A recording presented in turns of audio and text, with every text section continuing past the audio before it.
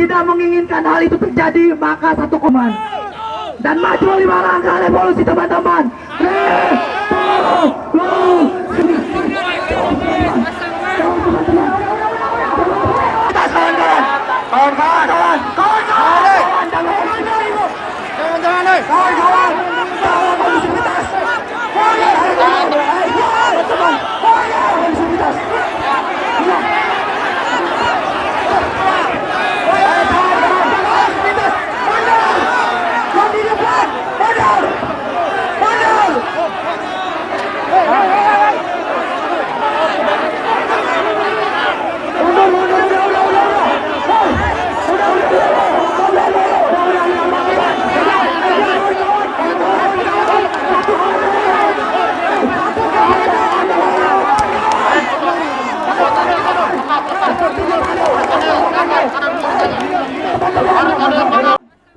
Kericuhan pecah saat ratusan mahasiswa gabungan BEM Bogoraya terlibat saling dorong dengan pasukan Dalmas di depan gerbang Istana Kepresidenan Kota Bogor pada Jumat sore.